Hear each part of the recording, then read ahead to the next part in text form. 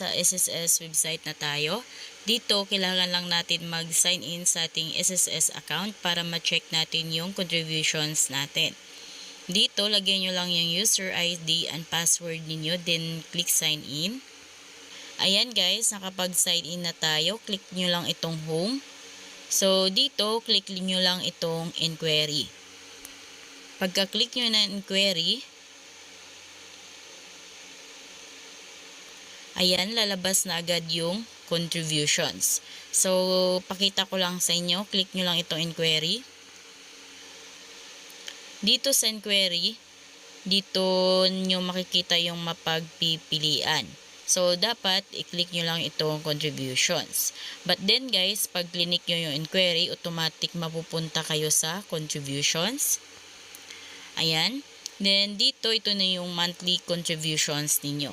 Dito makikita nyo yung total number of contributions ninyo. Yung sa akin is 65. Ayan, 65 na.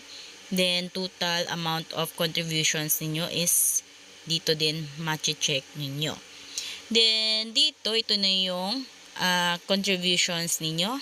So, makikita nyo dito yung year na naguhulog kayo. And then, dito kung magkano yung hinulog ninyo. Ayan, so nandito lahat ng details guys. So pag i-check ninyo, halimbawa sa year ng 2022, so dito yung year, and then yung mga month, ito na yon. And then yung amount is yung mga nandito. Ayan, so ganun lang guys kung paano nyo ma-check yung contributions ninyo. Ito ay total contributions ninyo.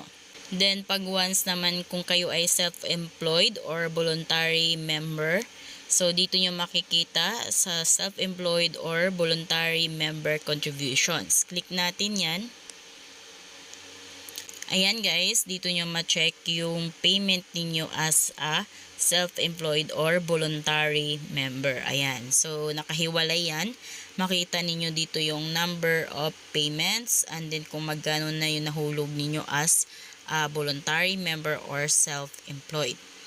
Ayan, so ganun lang guys, kabilis kung paano ninyo ma-check online ang inyong SSS contributions.